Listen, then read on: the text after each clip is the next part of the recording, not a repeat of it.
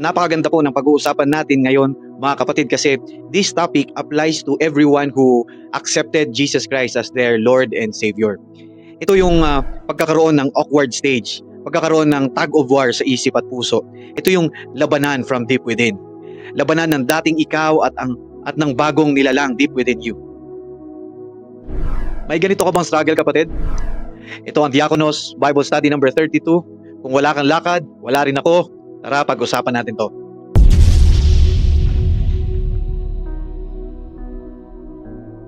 Basahin po natin ang Romans 7:15-25. Hindi ko maunawaan ang aking sarili, sapagkat hindi ko ginagawa ang gusto ko.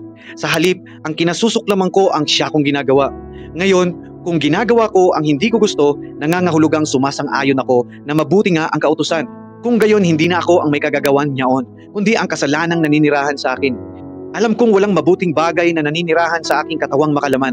May kakayahan akong naisin ang mabuti, ngunit hindi ko na lamang ito magawa. Sapagkat hindi ko ginagawa ang mabuting gusto ko, ang masamang hindi ko gusto ang siya kong ginagawa. Kung ang ginagawa ko ay hindi ko nais, hindi na ako ang gumagawa nito, kundi ang kasalanang naninirahan sa akin. Ito ang natuklasan ko. Kapag nais kong gumawa ng mabuti, ang masama ay malapit sa akin. Sa kaibuturan ng aking puso, ako'y nalulugod sa kautusan ng Diyos. Ngunit may ibang kapangyarihan sa mga bahagi ng aking katawan na salungat sa tuntunin ng aking isip. Binibihag ako ng kapangyarihang ito sa kasalanang naninirahan sa katawan ko. Kay saklap ng aking kalagayan, sino ang magliligtas sa akin mula sa katawang ito na nagdadala sa akin ng kamatayan? Wala nang iba kundi ang Diyos sa pamamagitan ni Hesukristo na aking Panginoon. Salamat sa Kanya. Mga kapatid, if you notice, there are more than 30 times, mga 35, na ginamit ni Apostle Paul ang personal pronoun na akin, ako, aking, that proves that this phrase or this story is a personal experience ni Apostle Paul. Alam niyo, kapatid, kaya ako sinabi kanina na lahat ng Christian ay dumadaan sa ganitong digmaan sa isip, sa puso, araw-araw, luma ka man o bago. Kasi this is normal. Bawat Christian ay may lumang pagkatao at bagong pagkatao given to you when you were born again, o nung pinanganak kang muli.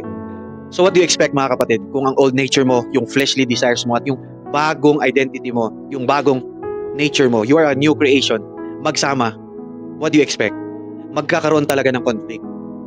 Kasi makikita ng bagong pagkatao mo ang sinful desires mo at sinful ways mo. Nagkakaroon ngayon ng awkward situation sa decision making mo. Parang gusto mo na parang ayaw mo. Sino ang relate dyan? Sino? Be honest. You know what? What's in it for us to understand yung mga struggles natin?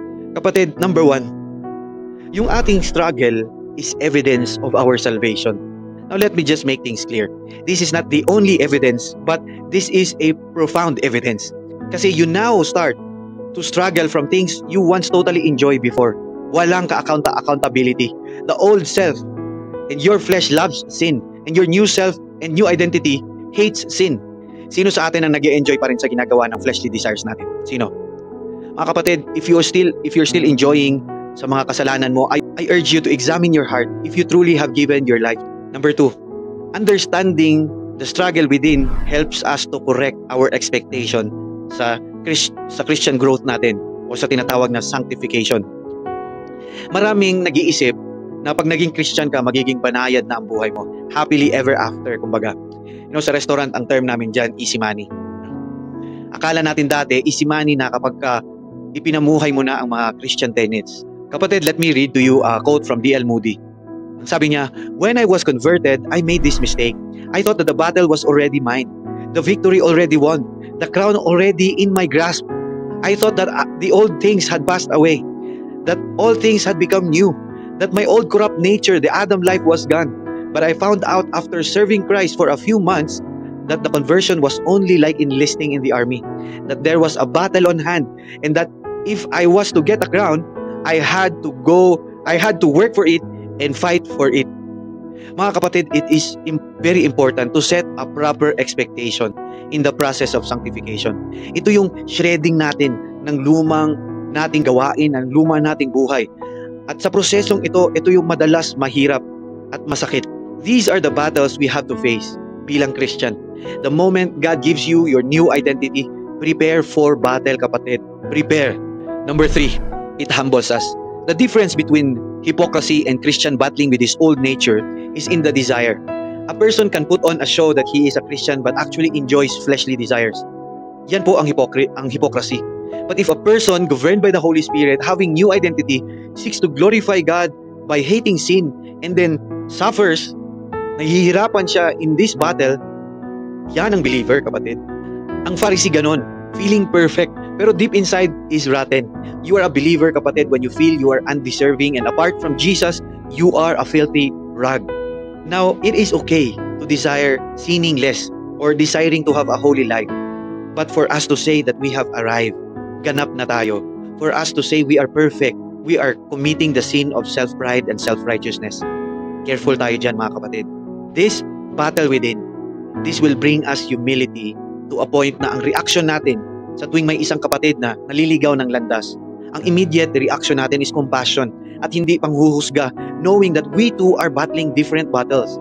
One of the reasons why many Christians struggles kasi they want to put up a mask. We don't want to share our struggles. We think we can do it on our own. Our struggle is indeed difficult, but we don't have to do it alone, kapatid. That is why I encourage you, if you haven't already, find yourself a Bible-believing church. Magpa-disciple ka, attend ka, Bible study groups, kapatid. I am not saying na i-broadcast mo ang mga struggles mo, but within the church, you can find a discipler who you can trust, who will help you walk with the scriptures on how you deal with your struggles. Alam mo, kapatid, gustong-gusto ng kasalanan ng darkness. Gustong-gusto niyang magtago. Huwag mo bigyan ng space ang sin to grow. Bring it to light agad, kapatid. That is how we deal with our battles. You cannot put on a mask na showing na holy man ka na. No, kapatid, it's not the reality in your life. Hingi ka tulong. Identify which area of your life that needs changing. Pray for each other. Yan ang trabaho ng mga discipler, ng mga Bible study group leader. Sa church, ang mga Christian nagpapalakasan. Ini-encourage nila ang lahat by their testimonies and their victories. Quick review lang, kapatid. What does it mean again if we struggle? It means this is an evidence of our salvation. It will put us in the right understanding and expectation sa sanctification natin or Christian walk. And number 3, it will humble us to ask for help and help others. At the end of the passage, Paul said, "What a wretched man I am. Who will deliver me from the body of death?" You know, ang sabi ng mga commentators of this passage, they explain that during the Roman Empire, if you were found guilty of murder, you will be bound to that dead man na pinatay mo. Hand to hand, feet to feet, torso by torso, and you will be thrown under the heat of the sun. And as that dead body decays, so your body will decay and pareho kayong mamamatay. That is how the Roman Empire does their punishment before. That is what they called body of death. And then Paul said, "What a wretched man I am." Meaning, exhausted na ako. Hindi ko matame ang flesh ko. You know, kapatid, merong story ng dalawang taong nalulunod. Yung isa magaling lumangoy, yung isa hindi. Tapos yung mga tao sa pangpang nagsisigawan, tulungan mo siya, tulungan mo siya. Tapos yung isang hindi marunong lumangoy, talagang pagod na. Talagang sinisikap niya yung sarili niya na maiangat ang ulo niya sa tubig. And then it came to a point na naubusan na siya ng lakas. And then unti-unti na siyang lumubog. And that's when yung magaling lumangoy came to rescue him. And dinala siya sa pangpang. And then yung mga tao, nung nadala na yung na-save na yung nalulunod na tao, tinanong siya, bakit hinayaan mo siyang mahirapan at malunod bago mo siya i-save? Ang sabi nung magaling na swimmer, kasi kapag sinave ko siya, na may lakas pa siya, he will grip me to death. No, yayakapin niya ako hanggang mamatay kaming dalawa. You know, kapatid, parang ganun din tayo. We have a part of us, yung ating flesh, na walang ibang gusto kundi ang gumawa ng kasalanan. Kapatid, if we surrender it to God, you know, sabi ni Paul, "I'm so exhausted, what a wretched man I am." But you know what, ang sabi niya dito, "Thanks be to God who delivers me through Jesus Christ our Lord." Mga kapatid, as I end, I encourage you to not put on a mask, but acknowledge your struggles within. Our struggle should lead us to Christ, not to sin. Mga kapatid, our salvation is secure in Jesus Christ. So let us fix our eyes on Jesus, the author and the perfecter of our faith. Mga kapatid, I encourage you to fight a good fight, mga kapatid. But don't fight it alone. Fight it with Jesus Christ. Let's pray po, mga kapatid. Heavenly Father, Lord, salamat po sa iyong walang hanggang pagmamahal at gabay sa amin. Naway bigyan mo kami ng lakas upang mapaglabanan ang mga tukso at patuloy kaming mamuhay according sa iyong mga salita. Lord, turuan mo kaming magtiwala sa banal na Espiritu. Strengthen us, Lord, sa aming mga kahinaan, O God. Patuloy mo po kaming samahan sa bawat hakbang ng aming lakbayin. Sa pangalan ni Jesus na aming dakilang tagapagligtas. Amen. Mga kapatid, we are all sinners. As it says in Romans 3:23, for all have sinned and fall short of the glory of God. Pero mahal tayo ng Panginoon. He offers us the gift of eternal life through Christ Jesus. Sa Romans 6:23, it says, for the wages of sin is death, but the gift of God is eternal life in Christ Jesus our Lord. Jesus came to save us from our sins. At ang sabi din ng John 3:16, for God so loved the world that He gave His only Son, that whosoever believes in Him shall not perish but have eternal life. To receive this gift, we must believe in Jesus' life, death, burial, and resurrection. Repent of our sins and follow Him. If you haven't already, I urge you mga kapatid to make this decision today. Accept Jesus Christ as your Lord and Savior and begin your journey with Him. Kung gusto mo siyang tanggapin, you can talk to Him. You can pray on your own. Sabihin mo, Panginoong Jesus, inaamin ko na ako ay isang makasalanan. Kailangan ko ang iyong kapatawaran. Naniniwala ako na ikaw ay namatay para sa aking kasalanan at muling nabuhay. Binubuksan ko ang aking puso at tinatanggap kita bilang aking Panginoon at tagapagligtas. Tulungan mo akong mabuhay para sa iyo mula ngayon. Salamat po sa ngalan ni Jesus. Kung ginawa mo ang mga prayer na yon, ikaw ay isang bagong nilalang na. Iwanan mo na ang dati mong pamumuhay. Maghanap ka ng local Bible believing church at magpa-disciple para mas makilala mo pa ang Diyos. Ayon sa Bible, ang pananampalataya ay dumarating sa pakikinig ng salita ng Diyos.